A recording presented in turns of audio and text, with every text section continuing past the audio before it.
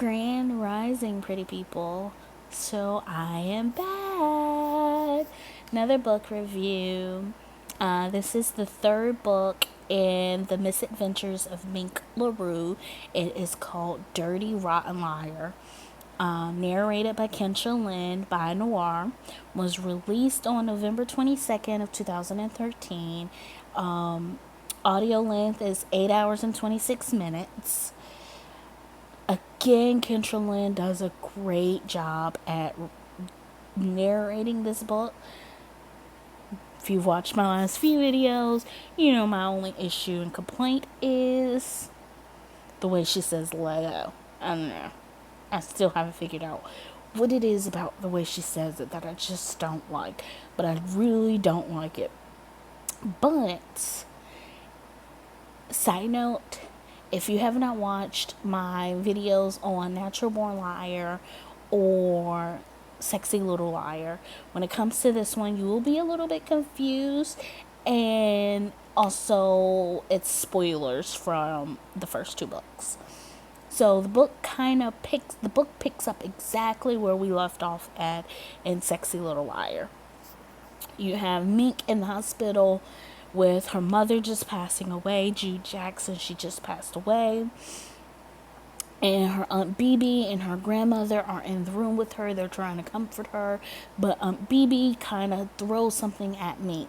And she basically tells Mink that she wasn't born in Harlem. That possibly it was two of them. So she's a twin. So you find out that Mink is a twin. So it kind of makes sense with Dynasty and her looking just alike. So this is coming from Aunt Bibi. She's not really believing Aunt Bibi. So then, you have her. She's still, like I said, she's still in Harlem. She goes and she's at the funeral burying her mother because this is her mother. No matter what her mother has done to her, this is her mother. So, like I said, throughout the first book and the second book, you kind of get thrown mentions of what happened to Mink and what happened to her mother growing up. But you get more of like a look into her mother, like what really happened to put her mother in the position that she was in. Like with her mother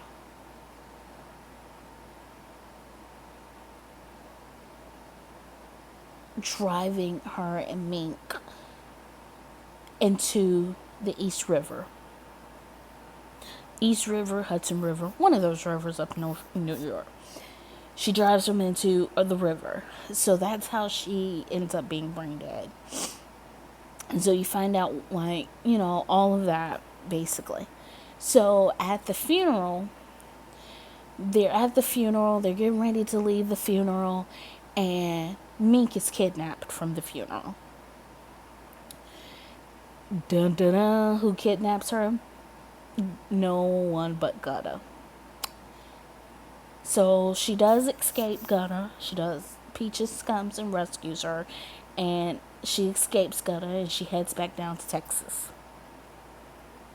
So on the Texas end, so that's the beginning with Mink. On the Texas end, you have Dynasty is laying there with Sela. Not to mention, before Mink left Texas, she signed a proxy with Uncle Suge. So that way, if she wasn't back in time for the board vote, he could vote for her on behalf of her. So, Baron has been dealt a bad hand. He did something where he ended up going to a party, one of his frat boys' parties, and he was roofied, and they dressed him in like a skirt with all this outrageous makeup and everything. So when he left the party, he was still drunk and high, and he ended up hitting a kid. So he's trying to get the charges to disappear and everything to disappear, but course, he can't get it to disappear, so he has to stay clean. So Uncle Suge kind of brings him something where he has no other choice but to sign off on letting everything happen as it's supposed to happen, because he can't bring any negative attention to himself. So, like I said, okay, back to when the story picks up, we go back to Texas. You have Mama Sela and Dynasty laying there in the bed watching TV, and Mama Sela gets a call from the hospital. Something has happened with Viceroy. So she's not knowing what's happened. She's thinking something bad has happened. So her and Dynasty fly to Houston. They have like a private jet. They fly to Houston. So Dynasty is counting on them to get there and them to say, he's dead. He's dead. Come to find out, Viceroy is alive and kicking. He's up, he's talking, he's moving, he's doing everything. These experimental drugs that they have given him have worked. So, of course, Sela sends Dynasty back home to Dallas, Fort Worth, and she gets in contact with Barron to let Barron know, hey, hold off on signing any paperwork, letting the board give you control of anything. Viceroy is alive. Viceroy is up. He's awake. So you get Mink getting back into Texas, and she's playing off all of her injuries that she has, that Gutta has caused her, as saying she's been in a car accident. So you get them to dinner where Mama Sela announces that Viceroy is now up and alive. Her and Dynasty are putting on like this show of who's the most excited that he's up and alive and everything like this. But they're not going to go see him quite yet. She's not going to introduce them to him quite yet. So in this book, you see more of Dynasty's shisty side. You learn that her mother, Pat Jenkins, is like the mastermind behind her shystiness and everything. So again, we're waiting for the test. We're waiting for the DNA test results to figure out which one is really Sable. You have Dynasty trying to pull the strings and get Mink to admit that she's really not Sable, so that way she could kind of play the family and get them to give her money. She finds Pilar introduces her to these pictures because Pilar is the bitter ex. Yeah, I will call her the bitter ex at this point, because Barron breaks up with her when his father wakes up. And he realizes, okay, my father is awake now. This is going to bring a negative light on our family and me. I can no longer be sleeping with my cousin. He's not going to approve of this. So he breaks up with her. She's thinking he's going to propose to her, but yeah, he breaks up with her. So she's like the bitter ex towards him. So she finds out about these pictures of him online, dressed as a girl, and she shows them to Dynasty. Dynasty tries to blackmail Suge with the pictures, and she shows Suge the pictures, and she's like, I want $1 million for the pictures. That doesn't work. So we find out that Sela, we find out why. I think in the second book it's mentioned as well, but it's always mentioned how Sable disappeared.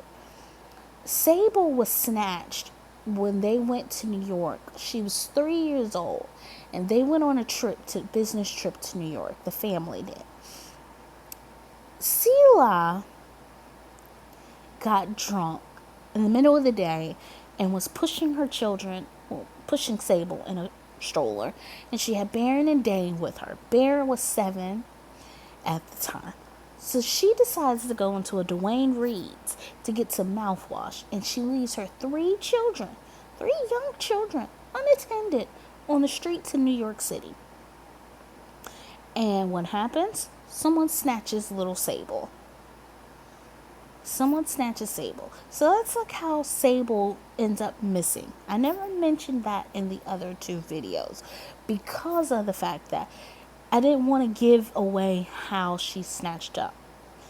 But in Sexy Little Liar and in Dirty Rotten Liar, you find out more about her kidnapping. You find out more about what happened between Selah and Viceroy to cause her to be kidnapped. Well, to cause Selah to day drink and Sable to end up being kidnapped. And then you also find out Selah has been creeping. Who has she been creeping with? Viceroy's arch nemesis. She's just as shisty as them all. But, so we're introduced to that. So then, Dynasty, things start to happen where the family kind of turns on Dynasty a little bit because, like I said, she's trying to blackmail them. So, of course, last resort, let me blackmail Mama Selah. She blackmailed Mama Selah with her own engagement ring. We find out Mama Selah has been creeping.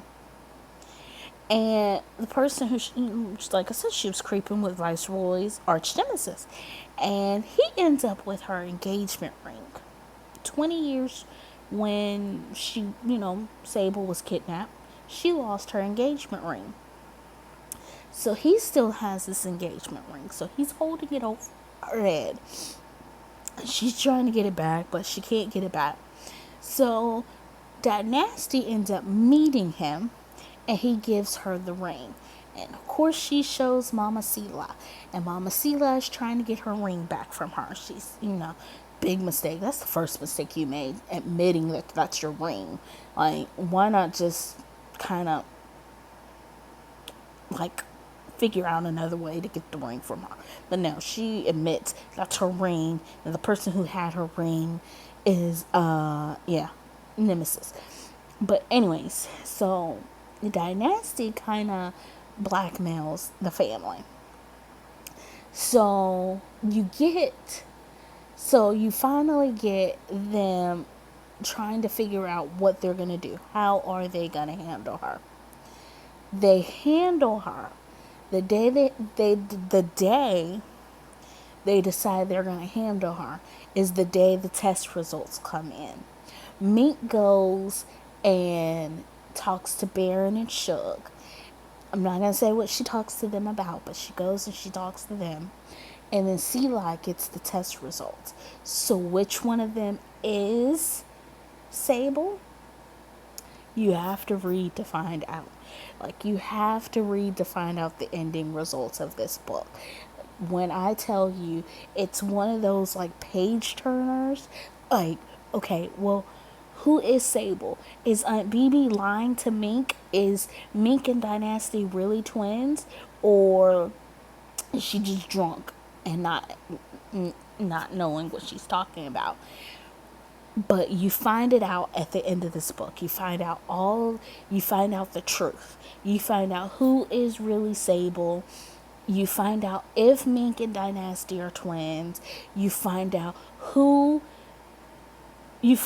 what really happened to Sable. You find out what happened to Dynasty in her past. You find out you find out a lot of stuff in this book. Book is amazing. Again, I give it 5-star rating. Absolutely love this book. So I recommend you read this one. Again, thank you. Like, comment, subscribe, and share. Toodles.